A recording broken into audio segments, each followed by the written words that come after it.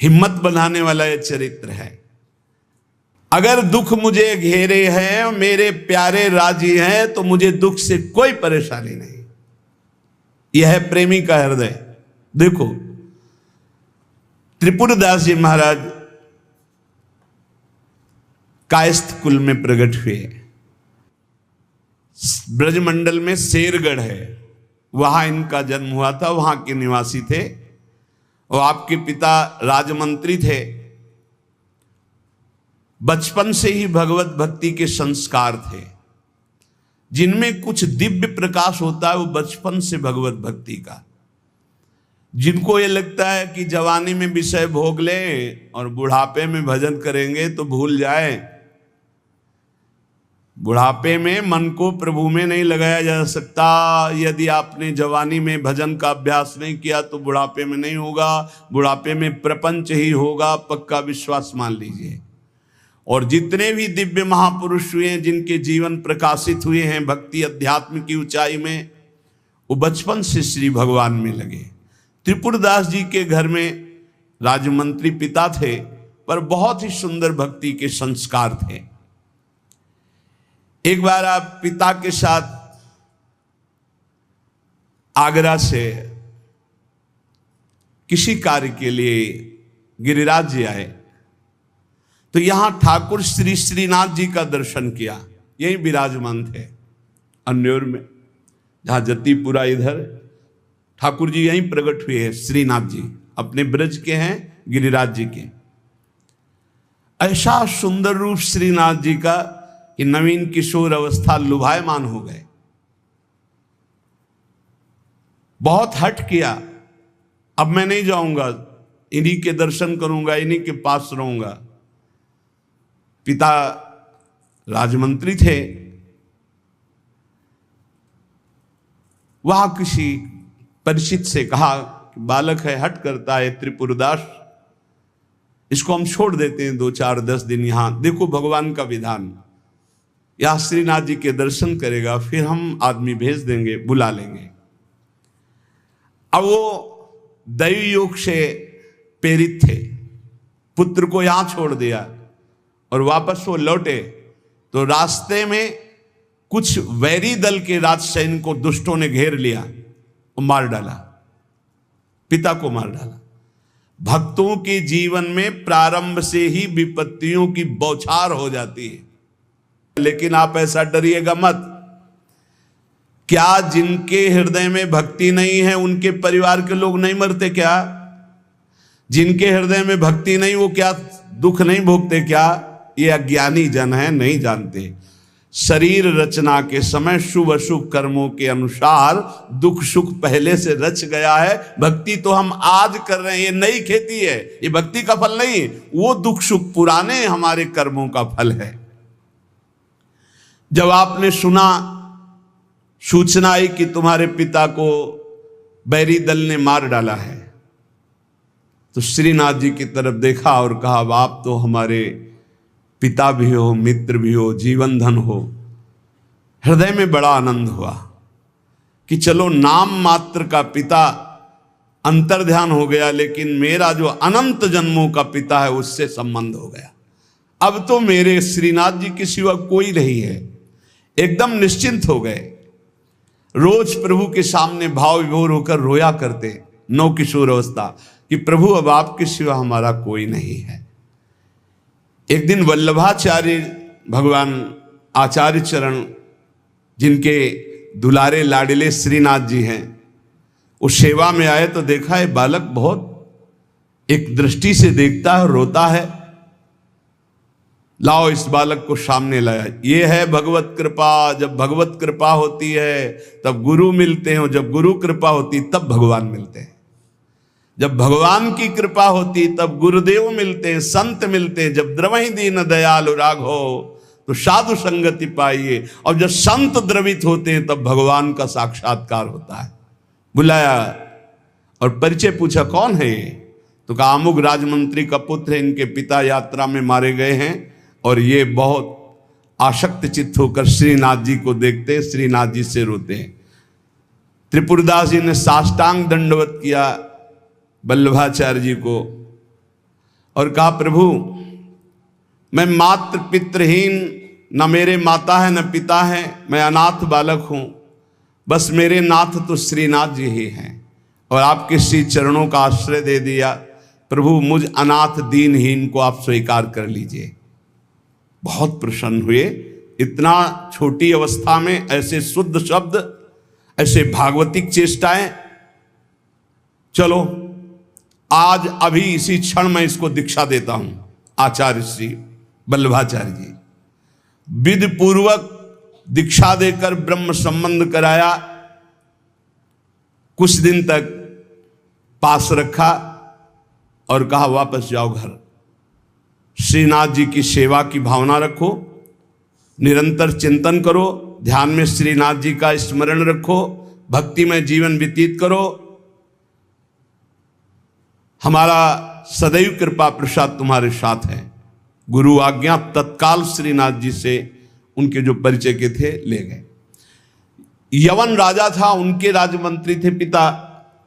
तो जब नौ किशोर अवस्था से थोड़ा बड़े हुए तो इनके पिता का पद इनको दिया, राजमंत्री बना लिया। अब ये राजमंत्री में जितना वैभव मिलता, तो इन्होंने एक बात सत्य समझी कि धन की सच्ची योग्यता क्या है। बोले संतों के मुख में चला जाए, संतों की सेवा में चला जाए, भगवंत सेवा में लग जाए, सो धन धन्य प्रथम गति जाकी। धन की सार्थकता है। ये भागवतिक सरकारी बैंक है।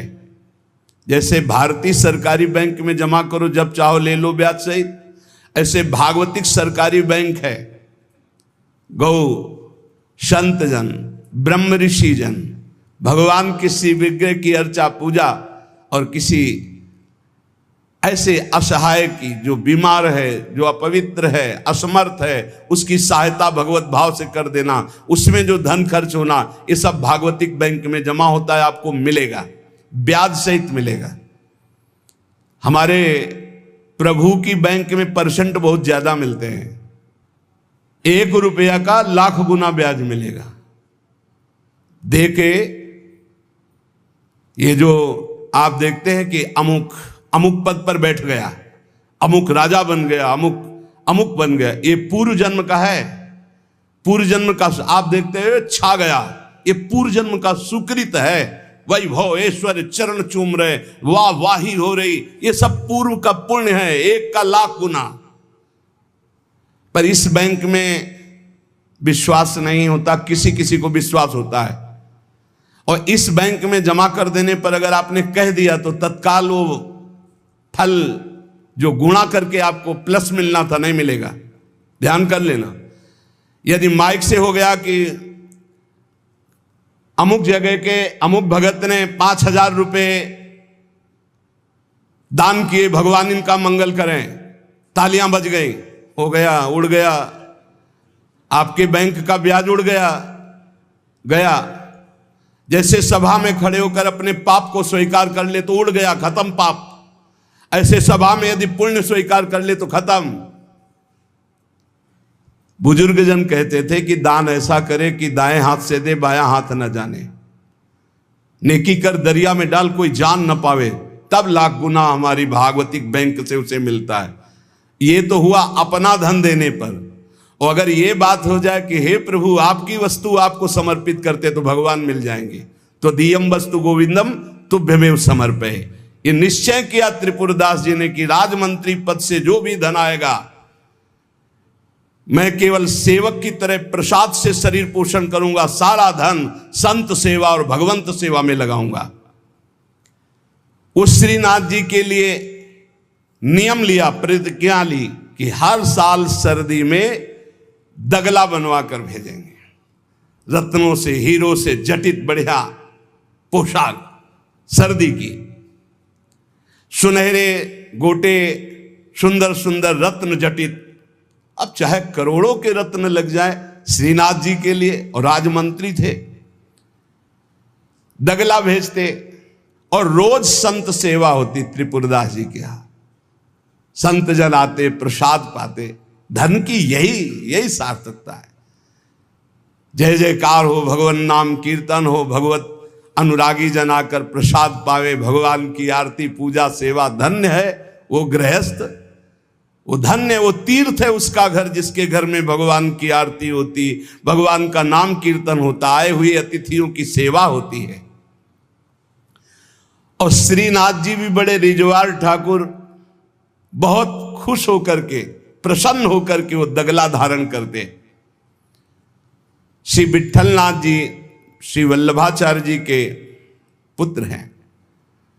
वो देखते कि और वस्त्र जब धारण कराते तो ठाकुर जी धारण करते हैं, लेकिन जब त्रिपुरदास जी का दगला धारण कराते तो ठाकुर जी फूल जाते हैं, प्रसन्न हो जाते हैं। भक्त के द्वारा प्रेम से दी हुई वस्तु भगवान बहुत भाव से स्वीकार करते हैं। सब दिन होत न एक समान, एक समय ऐसा भी आता है जो बहुत ही अंधेरे का होता है, एक समय प्रकाश का आता है। जैसे दिन रात ऐसे सुख और दुख। अब यवन बादशाह था, उसके पास द्वेषियों ने सूचना लगा दी कि ये राजमंत्री हैं, आपको पता नहीं है, आपके धन का बड़ा दुरुपयोग करते हैं, साधु महात्मा इनके यहाँ खाते रहते हैं और न जाने क्या क्या खूब लुटाते हैं, आपके यहां से वैभव चुराया जाता है। और वो राजा यवन, उसकी बुद्धि बदल गई, उसने तत्काल आदेश किया सर्वस्व अपहरण कर लिया जाए, त्रिपुरदास जी का सर्वस्व संपत्ति जब्त कर ली जाए।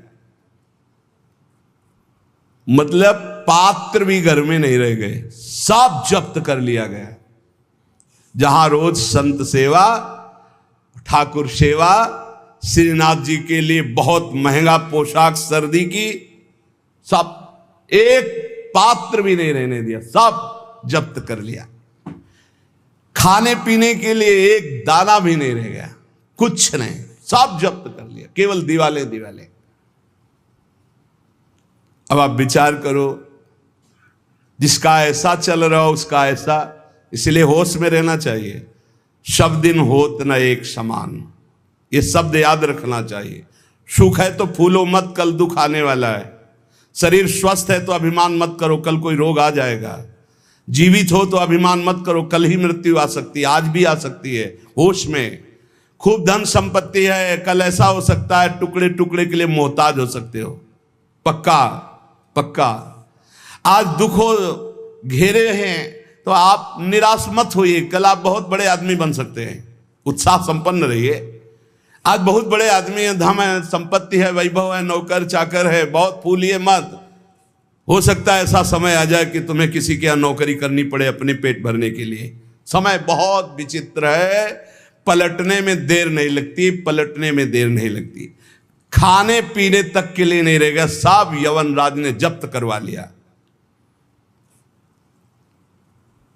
अब जैसे तैसे बहुत गरीबी से, कष्ट से जीवन यापन होने लगा। अब आए सर्दी की ऋतु। सर्दी की ऋतु में श्रीनाथ जी को दगला भेजते थे, खूब सुंदर सजा करके। यहां सजाने की क्या बात, खाने की भी कोई वस्तु नहीं रह गई थी। ठाकुर जी की सेवा की प्रतिज्ञा की थी कि जब तक जीवन है आपके लिए पोशाक भेजूंगा। अब सर्दी में कैसे पोशाक भेजे, खाने के लिए भी नहीं। बहुत जोर जोर से रोना आया कि हम हर कष्ट सह सकते थे, लेकिन आपकी सेवा, ये जो सर्दी की पोशाक भेजने की थी, अब कैसे होगी आपकी सेवा। और ये सेवा नहीं होगी तो मेरा जीना, क्योंकि मैंने नियम लिया था कि मैं अपने जीवन में जब तक जीऊंगा हर वर्ष आपको सर्दी के समय पोशाक भेजूंगा, सर्दी की। आप ठाकुर जी से विनय करने लगे कि मैं सब कष्ट सह सकता हूं, आपकी सेवा छोड़कर नहीं। इतने में देखा, दृष्टि गई तो एक ऊपर दावात रखी थी। आपको जैसे कोई डूबते हुए को तिनके का सहारा मिल जाए, और वो दावत पीतल जैसी दिखाई दे रही थी, तो लग रहा था कुछ सिक्के की तो बिकी जाएगी। दावत ली, बाजार में बेचने के लिए गए कि अगर ये बिक जाएगी तो थोड़ा भी कपड़ा मिल जाएगा तो नियम की तो पूर्ति हो जाएगी। भगवान अपने भक्तों को ऐसा कष्ट क्यों देते हैं? क्यों देते हैं? बड़े आराम से जय जयकार हो रही थी, संत सेवा हो रही थी, ठाकुर सेवा हो रही थी। श्री प्रियादास जी कहते हैं, भयो ईश ख्याल, इष्ट देव को ये पसंद है। डरना मत, डरना मत कि इष्ट देव को ये पसंद, क्या पसंद है? अनन्य चिंतन, धन का आश्रय भी नहीं होना चाहिए। सुनेरी मैंने निर्बल के बलराम, अपबल तपबल और बाहुबल, चौथो बल है दाम। और आपसे बता दें, कक्षा 1 के विद्यार्थी से पीएचडी के प्रश्न नहीं पूछे जाते। आप मत डरना, क्योंकि आप क्लास में हैं ही नहीं, आप इस क्लास में नहीं हैं। आप डरना मत, नहीं आपको लगे कि भगवान हमारी भी परीक्षा लेंगे तो आज जो चैन से हम एसी में रह रहे हैं, कल फिर सब खत्म हो जाएगा। ऐसा नहीं, ये डिग्री वालों की होती है। अपने लोग वो पार्टी छुइया वाले पहले क्लास वाले हैं, खूब टॉफी मिलेगी और आराम से पढ़ने को। यहाँ परीक्षा नहीं होती है, यहाँ 2-4 क्लास तो ऐसे ही बढ़ा दिए जाते हैं। जब डिग्री आती है तब वहां परीक्षा होती है, इस बात की कि अब तुम्हारी स्थिति क्या है। त्रिपुरदास जी के ऊपर जो भगवान की विशिष्ट कृपा हुई, ये भगवान श्री कृष्ण चंद्रजू ने युधिष्ठिर जी से कहा। एक बार युधिष्ठिर जी ने कहा कि प्रभु, ऐसा भी आपका नाम लेते हैं, धर्म से चलते हैं, कोई कदम भी कहीं अधर्म नहीं। अर्थ समझ लो भाई, डरना नहीं, डरना ले ली। इसलिए बीच में कह रहे कलयुगी भगत है, ये ले अपनी कंठी माला अनुग्रहामि। बहुत अनुग्रह, हमें नहीं चाहिए आपका अनुग्रह। भगवान ने युधिष्ठिर जी से कहा, यस्याहम अनुग्रहणामि, जिसे मैं स्वीकार कर लेता हूं कि ये मेरा है, उस पर मैं कृपा करता हूं। हमने ये देखा, पहलवानों से भी मिले हैं, वो कुश्ती में अपने जन को वहीं पीटते हैं जहां से कमजोर होते हैं। जैसे यहां मारा, बोले अब 1000 बार यही मारेंगे, वो 1000 बार मारेंगे यही थपाड़ा, 1000 बार मार के फिर गिरा के टिहुना से मारेंगे यहां। और जब टिहुना सह गए तब कहेंगे हाँ ठीक है लड़ो, क्योंकि हमने पक्का कर दिया अब यहां तुम्हारे कोई मारे तो तुम फेल नहीं होगे। ऐसे कुछ जगत गुरु श्री कृष्ण हैं। हमारा ये पार्षद कमजोर कहां से हो सकता है? जहां कमजोर वहीं मारा जाता है। बड़ा सुविधा भोगी तो सुविधा पर ही मार चलेगी, अब सुविधा के बिना भी भजन हो सकता है। उस समय तुम्हारी मांग क्या होगी, सुविधा या भगवान? त्रिपुरदास जी किस लिए रोए? कि आपकी सेवा का प्रण लिया था, वो सेवा की पूर्ति। भगवान कह रहे कि जिस पर मैं कृपा करता हूं पहले उसका धन बल अपहरण कर लेता हूं। ये धन बल अपहरण कर लेता हूं। जब वो निर्धन हो जाता है तो सगे संबंधियों का अपहरण कर लेता हूं, या तो सगे संबंधी छोड़ देंगे। देखा ना, पिता रास्ते में ही राधे श्याम। बहुत कृपा समझना कठिन है। सुनाया था एक बार भगवान शंकर की कृपा। माता पार्वती जी से कहा चलो मैं आपको अपने भक्त के दर्शन कराता हूं। बोले चलो प्रभु। तो बोले पहले अभक्त के दर्शन कर लो, तब भक्त के दर्शन आप सुख पाओगे। तो गए तो सुपारी कतर रहे थे बैठे, इसमें बढ़िया गद्दा लगा हुआ था, गिरदा लगा हुआ, 50 गाय 50 भैंसे दूध दुही जा रही थी। प्रातःकालीन का समय था। संत वेश में गए और कहा भगत जी 100 ग्राम दूध दे दो, शालिग्राम भगवान को स्नान कराना है। चल दिया सुबह से, और क्या क्या बोलना। महादेव जी ने कहा हे भगवान, जितनी संपत्ति और वैभव इससे दुगना इसकी कर दो। माता जी ने कहा अवघड़ इसीलिए कहा जाता है इनको, बड़े अवघड़ नाथ है। 100 ग्राम दूध ले दिया, गाली दिया, ऊपर से कह रहे संपत्ति कह दो दुगनी, बोली नहीं पर अंदर अंदर कि बहुत विचित्र और दानी है इनका। आशुतोष बोले चलो भगत के दर्शन। बोले अभक्त तो ऐसा था कि अगर आप साथ ना होते तो इसको भस्म ही कर देती हम, क्योंकि अम्बा तो शक्ति है, आपका अपमान। अरे अभक्त ऐसे ही होते हैं, तुम्हें नाराज नहीं होना। भक्त के पास गए, एक झोपड़ी फूस की, एक गाय, और उसी फूस की झोपड़ी में माए उसकी मैया रहती थी। गए, जो देखा संत तो साष्टांग दंडवत किया, आओ बैठो बैठाला। 100-200 ग्राम गाय का दूध होगा, वो बढ़िया पान करने को ले दिया। प्रभु थोड़ी देर भगवत चर्चा हुई। भगवान शिव ने कहा अच्छा भाई चलते हैं, हम तो विचरण करते रहते हैं।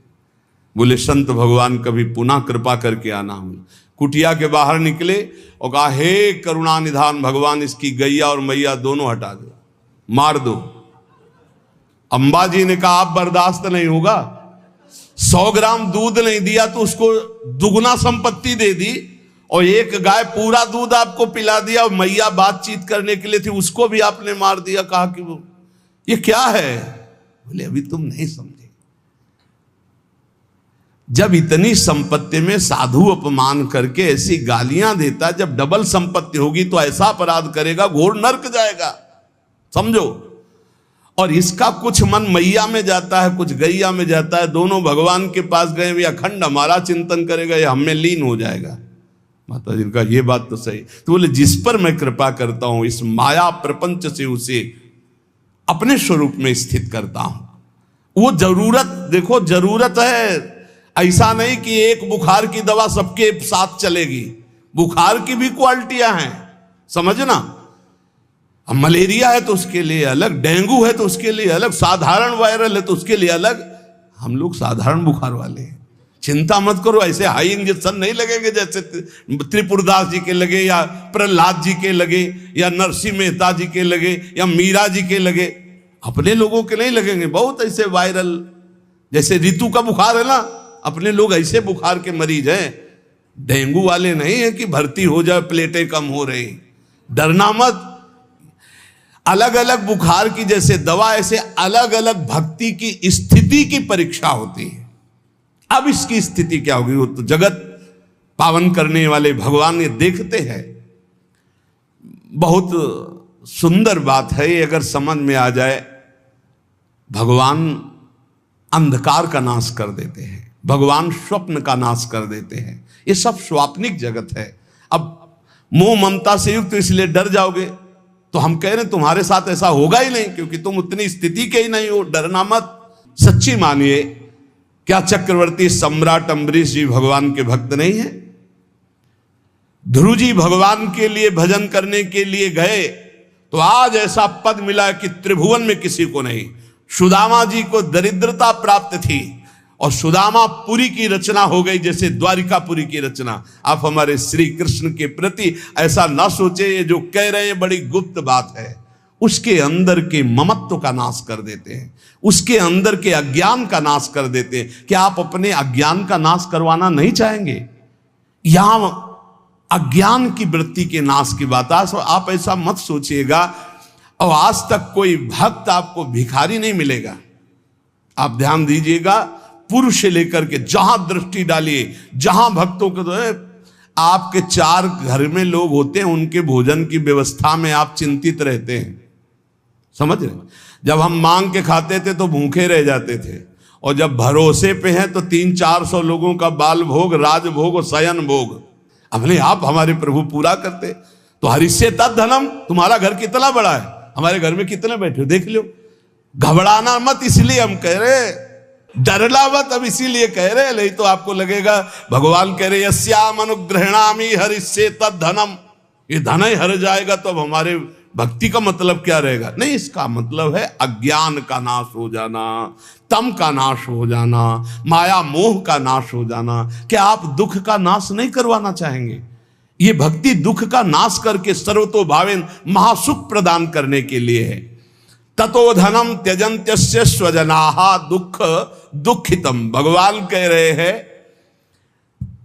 फिर उसके परिवार वाले उससे प्यार नहीं करते।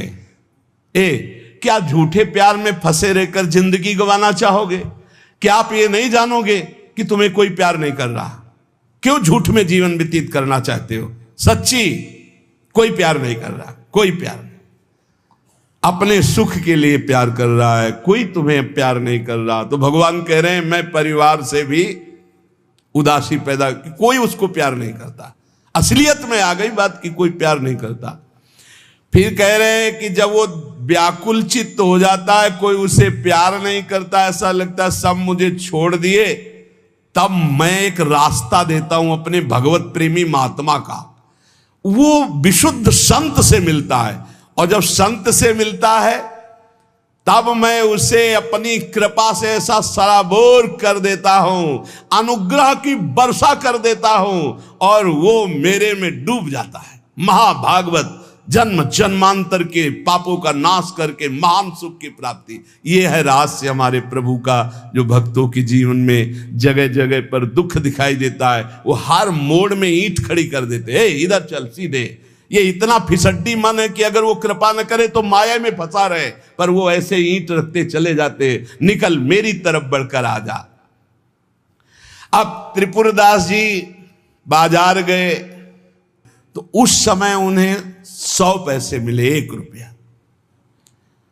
1 रुपया कपड़े की दुकान में गए, मोटी मार्किंग को। अब जहां इतना कीमती वस्त्र, सोने के गोटे, हीरे लगाकर सुंदर ऐसी पोशाक भेजते थे, वहां आज स्थिति की मार्किंग कैसे ठाकुर जी को भेजे? लाल रंग से लगा, लाल रंग अनुराग का रंग, सफेद मार्किन लाके आंसू गिरते जा रहे हैं कि नाथ ये मोटा मार्किन आपके तो दास दासियों के लायक था, आपको कैसे? पर कुछ नहीं है। अनुराग में भीने हुए नेत्रों से अश्रुधार बह रही है, हृदय में भारी दीनता है, और ऐसी ही वस्तु प्रभु को बहुत पसंद आती है। अहम से अगर दी जाएगी 5 किलो सोने का छत्र, तो 4 लाख योजन का सोने का पहाड़ है उनकी इस मृत्यु लोक में। 5 किलो क्या होता है? साहस नहीं हुआ, रंगा लाल रंग में, प्रेम रंग में रंग कर रख लिया, पर साहस नहीं हुआ कि मैं जाकर के श्रीनाथ जी को दूं। कैसे दूं? अब उनके मन में एक बहुत पीड़ा है, और देखो भगवान अपने भक्त की बात को अंतर से जानते हैं। त्रिपुरदास जी के हृदय में दैन्य, और दैन्य भगवान को बहुत प्रिय है। यही दरबार दीन को आदर रीति सदा चली आई। भगवान को मूल्यवान वस्तुएं प्यारी नहीं, भगवान को जो प्यारी वस्तु है वो दैन्य है, दीनता। जेहि दीन प्यारे वेद पुकारे, द्रवो सुश्री भगवाला। इतने में विधान बना, गोसाई जी के सेवक श्रीनाथ जी की सेवा के लिए जो भक्तजन थे उनके यहां विचरण किया करते थे, अचानक दृष्टि में पड़े त्रिपुरदास जी के। देखा ये तो श्रीनाथ जी के सेवक हैं जो गोसाई जी के पार्षद हैं, और ये तो सेवा सामग्री श्रीनाथ जी को पहुंचाते हैं। तो आपने प्रणाम किया, घर लिवा गए, कुछ खाने पीने के लिए व्यवस्था ही नहीं। कैसी कैसी, कहां राजमंत्री का सुख और कहां, बहुत संकोच में भरे हुए वो मार्किन निकाल के लाए जो लाल रंग से रंगी थी, और कहा हाथ जोड़ करके कि हर वर्ष प्रतिज्ञा थी कि श्रीनाथ जी को पोशाक भेजेंगे, पर भगवत कृपा से वैसा विधान बन गया है। यद्यपि ये श्री गोसाई जी के किसी दास दासी के पहनने योग्य भी नहीं है, फिर ये श्रीनाथ जी के श्री अंग के लिए तो क्या होगी। पर आप क्या इस भेंट को वहां तक पहुंचा देंगे?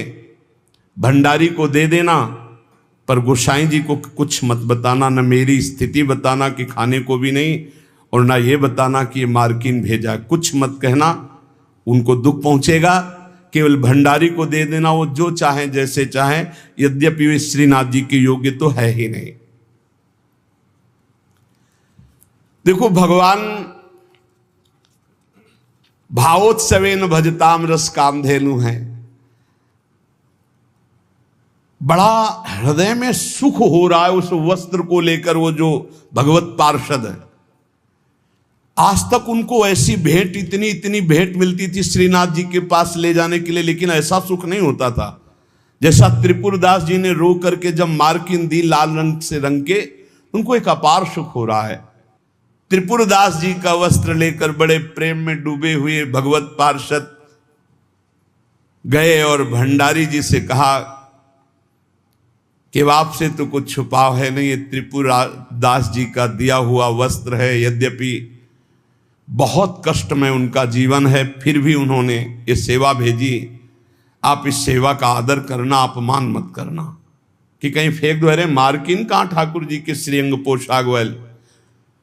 तो उन्होंने, भंडारी ने कहा कि इसका सही प्रयोग करेंगे। तो जो ठाकुर जी की पोशाक थी उसको बांधने के काम में ले लिया। उन नए वस्त्र जो मार्किन आई उसमें रखकर ठाकुर जी की पोशाक बांधकर और उसे अलमारी में रखने।